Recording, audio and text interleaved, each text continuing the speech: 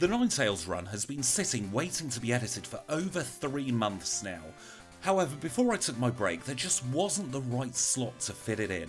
Ninetales has a little bit of a disadvantage being a stone evolution. However, with a strong stab move to start and a very good learn set, this has the potential to be one of our best fire type runs. Just before we get into this run, I want to say thank you to each and every one of you for the support you showed on the Persian video. It's really not nice having to take an extended break. There's always a little bit of nerves coming back after a break, but the comments I received on that last video really did help me feel better. And if you want to see more runs just like this, including some other runs that didn't quite make it into the schedule before, then make sure you are subscribed. And of course, if you do enjoy this run, please do leave it a like. And if you've got anything at all to say about this run or any future run or past run, please do leave it in the comments down below. But for now, let's take a little look at the stats of our Vulpix. We're level 5 with 20 HP. We're holding a berry and our moves are Ember and Tail Whip. We've got 10 in attack, 10 in defense, 11 in special attack, 13 in special defense, and 13 in speed. So let's now get the graphics up and the challenge underway. Our first destination is going to be Mr. Pokemon's house, but before we get there, we've got to take on our very first encounter. As always, we will show you the first encounter, and it was quite some distance before we got it. Our first encounter this time was a level 3 Hootoots. Normally I dread facing Hootoots, but we've got a special attack, so Growl does nothing. And to take advantage of the free heal that Mr. Pokemon gives you, I did a little bit of grinding just before entering his house. After beating up this Hootoots, we grew to level 7, and at level 7 we learn our first move, which is Quick Attack. With our relatively low physical attack, I'm not quite sure how useful Quick Attack will be, but you never know, it may help us in a pinch. And just before we get into our first rival battle, I've got a question for all of you. Do you prefer regular Vulpix or a Alolan Vulpix? I've got to be honest, when I first saw a Alolan Vulpix, I fell in love after being a little bit nonplussed by the regular line. But let me know, am I on my own there? In the meantime, I'll tell you I used the Universal Pokemon Randomizer to replace Cyndaquil with Vulpix. Sometimes it's a hard decision, but in this instance it was a straight Fire-type to Fire-type swap. And after that very slow rival battle, we'll go into Professor Elm's laboratory and we'll tell the police officer that the rival's name is triple question mark. On this channel we aren't snitches and we aren't going to call anybody out, so we're just going to use triple question mark for his name because that's what he wants to be called. In the meantime, we're going to make our way over towards Violet City, and because we're a fire type, we can take on Sprout Tower straight away. We had no issues at all with any of the sages, and our reward is Flash. We're going to be using that much later on in the run, but now we're going to go into Violet City's gym and take on our first test together. This is Falconer, the flying type leader who leads with Pidgey, but he might be a flying type leader, but his signature move is Mud Slap. For some reason though, he declined to use Mud Slap with his Pidgeotto, and that made this battle an awful lot easier than it otherwise would have been. We didn't miss once and knocked it out in 3 hits, and we get the Zephyr badge in a time of 8 minutes and 36 seconds. I was very worried about this battle before getting into the run, so I was very glad to not have to take a reset. Let's now take a trip south towards Azalea Town. There's just the one item to pick up in Union Cave this time, and that is TM39, which contains Swift, and that's a much stronger normal type move if we need the coverage a little bit later on. And now it's time to catch our first 2 HM friends. The first one up today is Psyduck. Psyduck's going to be helping us out with Surf, with Strength, with Whirlpool and with Waterfall. And our second HM friend is going to be Paris. Paris is very helpful because not only will they be helping us out with Cut, with Flash and with Dig, if we need it a little bit later on, they've also said they'll help us out with Sweet Scent. But with those 2 HM friends safely tucked away in our bag for another run, we'll make it straight into the gym, where Bugsy is waiting for us. He is our second leader together, and he will lead with Metapod. We have the type advantage over Bugsy, so it's a simple one-shot against the Metapod, and the Scyther comes out. Quick Attack does barely anything at all, and we burn it just to rub salt into the wounds. He knocks himself out with an extra Quick Attack, and we get the chance to learn Confuse Ray. We're going to say goodbye to Roar because Roar really is surplus to requirements, being a low priority move, and Confusion can prove to be very helpful in some of the trickier battles. We one-shot the Kakuna and we get a time of 16 minutes and 8 seconds for our second badge. We can't be celebrating for too long though, because the second rival battle is literally just around the corner. This is notoriously tricky if you're one of the starter types, and we are a fire type in this instance. Ghastly proves to be no issue whatsoever though, and we are on to the Croconaw. We confuse it and he hits himself in confusion, which is a very good start, but quick attack is doing next to nothing at all.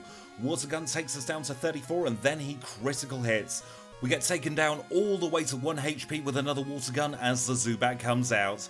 We don't one-shot the Zubat unfortunately and we have to take a reset. It was a coin toss between doing a little bit of grinding or just persevering.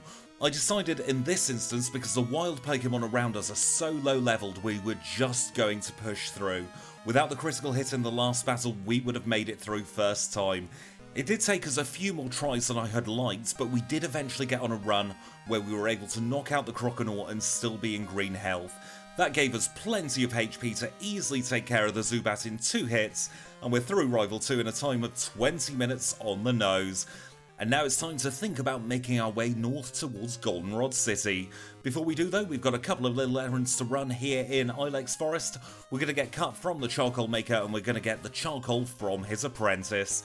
In Generation 2, the charcoal gives us a 10% boost to our fire-type moves, and we also pick up Headbutt from the green-haired man staring at the tree. But with all that done and dusted, we can make our way north into Goldenrod City proper, where our first destination is the bike shop. The bike doubles your movement speed, so I always think it's worth picking up, and now we're going to be going into the underground. In the underground, we pick up the coin case, and then we get a haircut. He was going to charge us for each of Vulpix's individual tails, but because Vulpix looked so delighted, he let us pay just the once. And now we're going to rescue an Abra from the game corner. Abra's going to be helping us out with teleport at all different points of the run, and now it's time for our final HM friend. This one's my personal favourite. It's Kenya the Spearow who's going to be helping us out with Fly. In the National Park, we pick up the Quick Claw because our speed isn't actually that great. It's at this point we're also able to find the Dig TM and that goes straight on Paris. Just before chatting to Floria, we take on Schoolboy Alan, and he is a very important trainer in this run. He unlocks the Firestone for us a little bit later on, but we've got to take on Whitney before we even think about trying to get that Firestone. We'll then have a little chat with Floria, who tells us about that pesky tree that's blocking the road. We take a little look at the tree and go, yep, that's a roadblock, so we'll have to go back there with the Squirts bottle. Before we get the Squirt bottle though, we're going to go into the department store and pick up Return because we did enough battles to make Vulpix happy. And now let's take on our third gym leader together. This is Whitney, the normal type leader who will lead with Clefairy. Quite often in these runs, Clefairy is the issue, but in this instance, because we are weak to rollout, Miltank is going to be the problem. And being brutally honest with Vulpix, we stood no chance whatsoever in this battle. We would have had to get some phenomenal confusion luck, because even though Stomp isn't super effective, it's dealing a lot of damage to us. I like doing my runs on gut instinct, and my instinct here was telling me to grind, not just for 1 or 2 levels, but to take on every single trainer north of Goldenrod and in the National Park. Vulpix has the lowest base HP of any fire-type Pokemon, and our defenses aren't much better either. The best thing we can do is just get as many levels as possible, because even if we could get through Whitney at a lower level, we would still be struggling a little bit further down and we would need to do this grinding. So it's better to do it all in one sitting. We grew to level 25 off Camper Elliot's Sandshrew, we grew to level 26 off the Bumhead Fireduck, and we declined to learn Safeguard. I've got to be honest, that's one of those moves I always forget what it does, because it's not a memorable move at all. And on our final battle, we grew up to level 26. Although we did nearly get beaten up by Last Chrissy's Cubone, Bone Club hit us for a lot of damage and took us all the way down to 4 HP. However, we are now at level 26, and I reckon that's going to be just the ticket to get through Whitney in a few attempts. So for the second time, this is Whitney. She is our third gym leader together, and she will lead with Clefairy.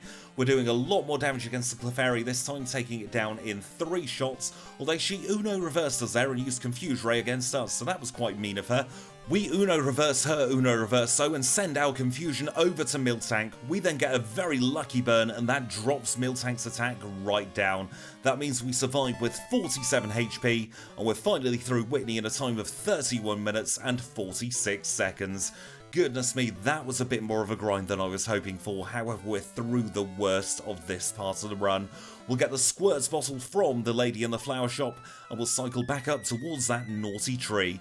The naughty tree runs for the hills, and we make our way into the dance theatre. As always, if we've got the type disadvantage against any of the evolutions here, I will show that battle, and we absolutely do against this Vaporeon. I was expecting Water Gun to do a little bit more than what Vaporeon did, and we actually survived well in the green, and our reward for defeating all the Kimono girls is the Surf HM. We're not going to be able to use that until after we've defeated Morty though, but for now we're going to make our way towards the Lake of Rage on foot. We'll pick up the first rare candy of the run, and then we'll get Hidden Power. Like it or loathe it, Hidden Power is a staple of a lot of these runs because it gives us some much needed coverage, and it'll surprise nobody that our Hidden Power type this time is Ice. Ice gives us the coverage we need against those Pokemon that resist Fire type moves, but for now let's take on the rival for the third time. We don't need Hidden Power or any ground moves for once because that pesky Magnemite also happens to be weak to Ember, but first we ignite a Haunter and we get paralysed. That's going to be no good against the Croconaw, so we'll skip straight through to the next reset where we aren't paralysed. But even now we are struggling to make any inroads at all against Croconaw. We're going to have to go on the grind once more. We're only 2 levels away from Flamethrower, so we're just going to take on some wild Pokemon until we grow to level 31, and we more than double our special attacking power here. Base 95 compared to base 40 is absolutely no comparison whatsoever, and at level 31 we also have a little bit more bulk behind us, so let's see if this battle goes an awful lot smoother. We one-shot the Haunter in this instance, and that means we are not cursed. Water Gun does much less damage than it did before, but that pesky Croconaw still managed to get a critical hit. That's 2 important rival battles in a row where he's critical hit us with Water Gun. Maybe he's been sipping on Jasmine's secret potion. We'll have to confront her a little bit later on about that. In the meantime, we'll get through the Zubat. The Magnemite's weak to fire, we melt it away, and we get through Rival 3 in a time of 41 minutes and 40 seconds. He pulls the switch and sends us through the floor Looney Tunes styles, and we will release those beasts. We're now going to take a quick detour away from Ecruteak City and go all the way back to New Bark Town. And the reason we're heading back to New Bark Town is so that we can do the clock trick. This technically is a little bit of a glitch and will bend our rules. However, in Generation 2, phone calls are programmed to happen once an hour. So instead of sitting twiddling our thumbs with a timer paused, we're just expediting the process. We get the call from Schoolboy Alan and he gives us the Firestone.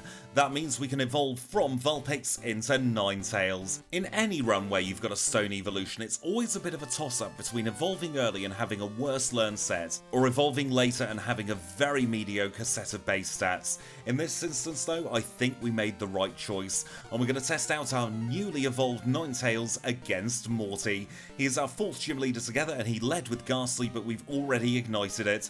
Haunter goes up in flames just exactly the same way, Gengar stands no chance, and the second Haunter is knocked out straight away as well. And we defeated Morty in a time of 46 minutes and 33 seconds. This is where the run is really going to start to pick up now that we've evolved into Ninetales. And I just want to address something that I got in a comment in the last video. I know a lot of people like to see the run starting with the fully evolved Pokemon. However, on this channel we have always done it where we start with the base form, and I think Ninetales is a great example of why. If we'd started with Ninetales, our only Fire-type move would have been Ember until after the League, whereas starting with Vulpix we have that base 95 Flamethrower, which is only a tutor move otherwise. And with that, let's make our way into the next gym where we have Chuck waiting for us. Chuck is a fighting type specialist who leads with Primeape. Primeape's no issue whatsoever because we take it out with a single Flamethrower, however we're going to have to confuse the Poliwrath. Poliwrath of course being part water type means that our fire type move isn't super effective, but luck really was on our side in that battle. We took no damage and we get the Storm Badge in a time of 51 minutes and 9 seconds. We're on a bit of a roll now, so let's keep on going. We're going to grab Fly from Chuck's wife and we're going to make our way towards the Lake of Rage. At the Lake of Rage, the red Gyarados is waiting for us, and I've recently discovered that you can skip this battle with a Pokédoll. However, technically a Pokédoll is an item that you can use in battle. So what do you think? Would that be a breach of our challenge rules? We're already bending the rules slightly by doing the phone trick, but is that a step too far? Let me know down in the comments down below. In the meantime, we're going to hear Lance lie about all sorts of different things to do with Team Rocket. He's going to give us a Whirlpool HM that he purchased off Wish, and we're going to make our way into Price's Ice-type gym. He might be an Ice-type leader, but all three of his Pokemon in some way, shape or form have a type advantage over us. He leads with Seal, a pure Water-type Pokemon, but a critical hit knocks it out in one. We don't get quite as lucky against the Dugong, but Headbutt does very little damage, and the final Pokemon is Piloswine. Piloswine is weak to our Fire-type move, so we knock him out and defeat him in a time of 56 minutes and 17 seconds. We're really on a very good pace for this latter half of Johto. And we're going to take a little breather from the gym battles now by doing our housekeeping after badge number 6. We'll grab the rare candy outside of Violet City, and we'll also pick up the next rare candy outside of Goldenrod City. After that, it's a trip back to Olivine City and up the lighthouse. At the top of the lighthouse, Jasmine is waiting for us, and we need to check her handbag. Not only has she been buffing her Steelix, I reckon she's been buffing certain ace Pokemon of other trainers. I'm not naming any names, but Lance is coming up a little bit later. In the meantime though, let's take on Jasmine. We'll have no issues at all here. All three of her Pokemon are weak to Fire-type moves, so we just melt them all down for scrap. We say goodbye to Magnemite number 1, to Steelix, and to Magnemite number 2. We get through Jasmine on our first attempts in a time of 57 minutes and 43 seconds. Up next is rival number 4. The rival battles really are a bit of a sticking point when we run a fire, water or grass type Pokemon. We've seen it earlier on in the run, so let's see if we can make a little bit of better progress in rival number 4. Golbat goes down straight away and out comes Feraligatr. Flamethrower doesn't do much against Feraligatr, but neither does Water Gun on us. He definitely hasn't been to the school of teaching better moves, because Water Gun has been on his learn set ever since the second battle. Haunter's irrelevant and Magnemite melts, and then we just have Sneasel. Sneasel's incredibly flammable, being part ice type. We knock it out, and we're through the rival in a time of just over an hour. And as we start ascending the radio tower for PP Porpoises, we get rid of Tail Whip, which I don't think we've ever actually used, and we replace it with Return. We might not have the best physical attack in the world, but Return is still a very good move. After rescuing the Director, we say hello to Marie's Meowth. We also get the pink bow off her and Sunny Day off the green-haired lady. We'll grab the radio card so that we're not stuck in Kanto, and we can make our way east of Mahogany into the Ice Path. In the Ice Path, we've got a couple of important items to pick up. The first one, of course, being the Waterfall HM. That'll allow us to get to the Pokemon League after we defeated Claire, and we're going to pick up the Nevermelt Ice just in case we need it. Of course, in order to be able to utilise the Nevermelt Ice, we need to have an Ice-type move on our learn set, and we have TM10, which is Hidden Power, and I set the DVs to make sure that Hidden Power is an Ice-type move. So it's goodbye to Swift and hello to base 70 power Hidden Power Ice. And I don't know what possessed me for this Claire battle, but clearly I was not thinking properly. We used Hidden Power without the Nevermelt Ice I hastened to add against the Dragonair, and then I started Hidden Powering the Kingdra, when the obvious strategy is to switch to Return. Return would do an awful lot more damage, so with one Hidden Power at the start, followed by Return, we'd have knocked it out and we would have saved so much faff. But sometimes I just have a bit of an off day while I'm playing. The nature of my runs means I always have to take the first impression, and obviously on this particular day my first impression wasn't exactly the right strategy. We still do manage to just about get through Claire on our second attempt though, and we defeat Claire in a time of 1 hour, 11 minutes and 15 seconds. We get the badge at 1:12:03, and that is all 8 Jotonian gym badges acquired. We'll grab the rare candy east of Newbark Town and make our way towards the Pokémon League. Of course, it can never be smooth sailing up to the Pokémon League because the rival comes in, barging in for one final attempt. This is a 5th and final rival battle, and he leads with Sneasel. I'm not going to complain at that because that is an easy one-shot, and I've learnt from my mistakes at Claire. We use Return against the Feraligatr. 2 shots and it goes down, and it's back to Flamethrower for the Golbat. Golbat says goodbye, as does Haunter. Our huge special attack combined with a base 95 power Fire-type move means we have no issue at all with the rest of his team. Every single one of them faints in one shot, and we're through the rival for the last time in 1 hour and 17 minutes. And now it is finally time for the Pokemon League. We heal up whether we need it or not, and it's a big thank you to the HM friends. Thank you to Kenya, to Abra, to Psyduck, and merci to Paris. After that, it's a quick trip to the handy dandy Pokemarts where we're going to buy our 4 full restores. That's as many as we'll need for the Pokemon League, and we'll either need them or we won't. And now let's take a look at the stats of our Vulpix. We are level 53 with 173 HP. We're holding the pink bow with Flamethrower, Hidden Power Ice, Confuse Ray, and Return as our moves. We have 121 in attack, 117 in defense, 124 in special attack, 144 in special defense, and 145 in speed. They're the stats we're working with. Will they be enough to see us through the Elite Four first time? Let's find out together, and let's start with Will. Will leads with the Xatu, and we Flamethrower it into next week, growing up to level 54 in the process. He sends out his Slowbro that uses Amnesia instead of Curse, and that means it's an easy 3-shot. Up next is Xatu number 2, and that goes down quickly as Xatu number 1. Executor gives it a go, but that is highly flammable, so we knock it out in a single Flamethrower. And then Jinx is a bit of a melt because she gets knocked out in one shot as well. And we're through Will in a time of 1 hour, 18 minutes and 37 seconds. Up next is Koga, who is a bit of a surreptitious bug-type trainer as well. And we're not going to complain because that means Ariados is easy. We commit a bit of Fortresside here because Fortress is 4 times weak to Fire-type moves, so he sends out Muck. Muck is particularly bulky, but even a Minimalize doesn't save it. Crobat's next on the chopping block, and Crobat's a one-shot with a critical hit, and the final Pokemon is Venomoth. Venomoth's wings ignite, and we get through Koga in a time of 1 hour, 19 minutes and 10 seconds. Next on the chopping block is Bruno. Bruno is a fighting type specialist who leads with Hitmontop. Hitmontop has Dig, so can deal super effective damage, but we still only took 33 HP from it. Bruno thinks he's sneaky by sending out his Onix next, but we have Hidden Power Ice. Out comes Machamp and Flamethrower burns it. That means Rock Slide barely tickles us and he gets caught in a healing loop. While we might not have the attacking chops to knock out all of these in one shot, luck is absolutely on our side in this battle. We finish off Hitmonlee with a return, and out comes Hitmonchan. He punches us in the mouth with Mach Punch, but one single return is enough to knock it out, and we are through Bruno. Up next is Karen, and Karen can really kill your momentum. That sand attacking Umbreon really can be a little bit scummy. However, we manage to hit it with a Confuse Ray, and it hits itself twice in a row. And we have full accuracy for the rest of the battle. Unfortunately, we don't quite one-shot the Gengar with Flamethrower, and that means it did manage to swear at us. We critical hit the Murkrow though, and we are on full health for the Houndoom. We only really have return for the Houndoom, and we get another critical hit. The final Pokemon is Vileplume. It's weak to fire. We knock it out in one shot. We grow to level 57 and we defeat Karen in a time of 1 hour, 20 minutes and 45 seconds.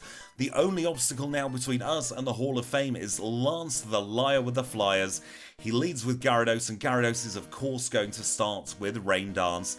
That means he's going to get a buff to his water type moves, but unfortunately for him he hits himself in confusion, and we finish him off with Return. This is payback for all those times he's lied about his type speciality. Aerodactyl, a non-dragon type, comes out, and here comes an illegal level 47 Dragonite. Hidden Power Ice is super effective against both of these illegal Pokemon, and we knock them out in one, so he sends out Charizard. We confuse Zard and it hits itself in confusion, and then we whack it with Return. We still haven't taken any damage as his final Dragonite comes out. Another illegal Dragonite, so we get rid of it with Hidden Power. And we have a damageless Lance in a time of 1 hour, 21 minutes and 44 seconds. Our Hall of Fame time is 1 hour, 22 minutes on the nose, and that is a very good time considering just how much we struggled at the beginning. Now don't you dare go anywhere, we've got another 8 gyms and the red fight left to go because Kanto is next.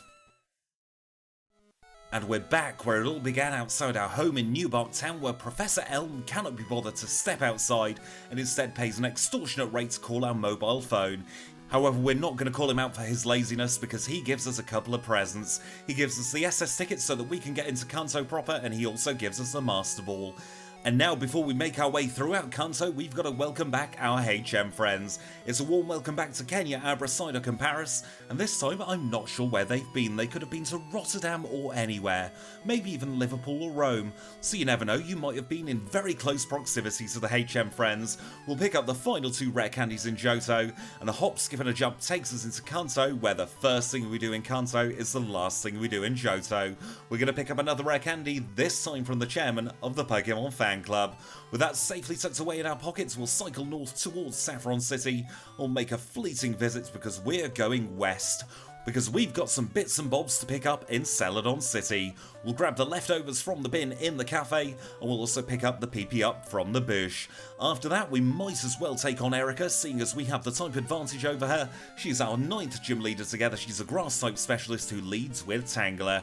Tangela goes down in a single flamethrower, and I think it's going to be a repeat performance for the rest of this gym. There really is nothing Erica can do. She's just going to have to stand and watch as all 4 of her Pokemon get knocked out in a single shot. We'll grow to level 60, we'll take her badge off her in a time of 1 hour, 26 minutes and 46 seconds. Misty, on the other hand, could be a little bit problematic. She is a water type specialist who leads with Golduck, but we one-shot the Golduck with a critical hit from return. We grow to level 62 in the process, and Quagsire just uses Amnesia. We're getting very lucky here because she's just not attacking. Lapras is of course neutral to fire type moves because it's part ice typing, but she does manage to set up a rain dance. That means we're going to have to confuse the Starmie. It hits itself in confusion, and we got very lucky there with our first Misty battle.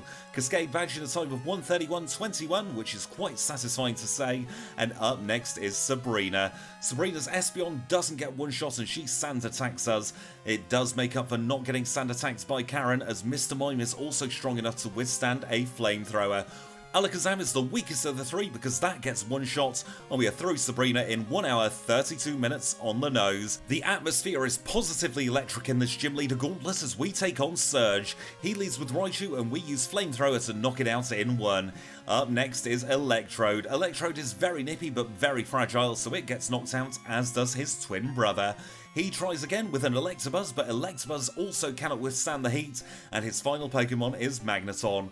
Magneton, of course, being weak to a Fire-type move, stood no chance, and we get the Thunder Badge in a time of 1 hour 33 minutes and 22 seconds. The final gym leader in this rapid-fire gauntlet is Brock. He leads with Graveler, but we still have that Ice-type move on our learn set, so Graveler and Rhydon are no issue whatsoever, but we don't have anything too good against the Omastar.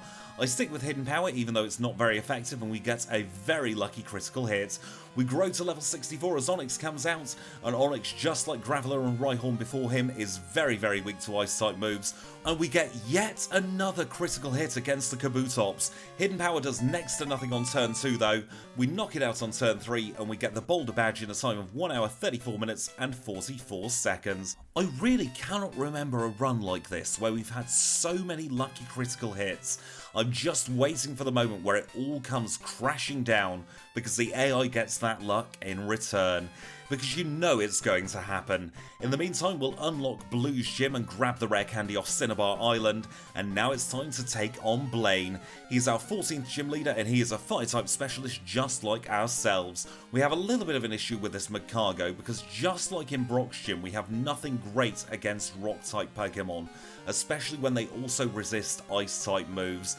We get through it in a few hits though, and the Bumhead Fireduck puts up no resistance. Rapidash just about survives but misses, and he gets caught in a healing loop. And then for what feels like the 55th time today, we get yet another critical hit. I promise I've not manipulated the code in any way, shape or form. You get some runs where you get a lot of critical hits, and other runs where you get barely any at all. We absolutely won't need them against everyone's favourite pushover Janine though. We're already halfway through her battle. She sends out a Venomoth, uses a die hit to waste her own money, and her final Pokemon is Ariados. Just like her father, she's pseudo bug-type trainer, and we get through her very quickly. Soul Badge acquired in a time of 1 hour 37 minutes and 7 seconds, and our final gym battle is against Blue. He's a mixed-type trainer who leads with Pidgeot, and Pidgeot just about survives the Hidden Power Ice. Mirror Move was a misplay because that means we get a resisted attack back at us and we knock it out on the next turn. Rhydon goes away straight away, and Rhydon, I have very quickly learned, has some of the worst special stats in the game. That's going to be our very next run together, and I cannot wait for you to see how we got through it. It's one of those runs where it didn't matter how long it took or how we did it, we just needed to get through, so make sure you are subscribed if you want to see that in the next few days. But let's now get back to the action where Blue has sent out his Arcanine. He uses extreme speed twice on us and gets a critical hit back at us, but we've got 58 HP, which is more than enough for the Exeggutor. Exeggutor doesn't even get a chance to move, we knock it out in one shot, and we are through Blue in a time of 1 hour 38 minutes and 29 seconds. And with that, we only have one challenge left to go. We'll go back to Pallet Town and have a little chat with Professor Oak, who's going to unlock Mount Silver. Of course, at Mount Silver, our final challenge awaits us. It has been a long and bumpy ride to get to Red, both in terms of my gameplay and in terms of Vulpix and Ninetales stats. But we are here in a time of just under 1 hour and 40 minutes. Do you reckon we're going to do it in under 2 hours? I will try my absolute best. But here is Red, who leads with Pikachu. We flamethrower the Pikachu and it's not quite a one-shot. That is probably the worst start we could have had, because he gets caught in a healing loop straight away and saps away our time. We eventually make it through, and even though this attempt is going to be a loss, we might as well get as much information we can on the rest of Red's Pokemon. We get onto the Blastoise, who surfs us away, and we're going to have to change strategy. The first thing we're going to do is teach Sunny Day. At this point of the run, I don't think Confusion is the way to go. It is too RNG dependent. Instead, let's buff our own personal stats with Sunny Day. We're also going to use 3 rare candies, and we're going to try again. We might not be able to get through at level 69, but we should still be able to get some good information about all of Red's team. A Sunny Day Flamethrower is enough to knock out Pikachu in one shot, and we are back onto the Espeon. We still don't one-shot the Espeon with Sunny Day, but we get through in 2 hits. And here comes that pesky Blastoise once more. We try a Flamethrower and it does roughly about a quarter damage. He does Rain Dance and gets a critical hit even though we countered it with Sunny Day, and we do another quarter damage with a Flamethrower. We swapped to return, but we had been charmed and it was hopeless. We're going to go up another 3 levels, and we're also going to hold the leftovers. At level 72, the Pikachu becomes completely irrelevant. We're able to knock it out in one shot, and we can set up against the Espeon instead.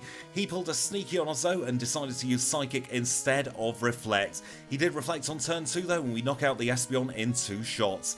Here comes that Blastoise once more. We're still doing roughly about a quarter damage with each of our Flamethrowers.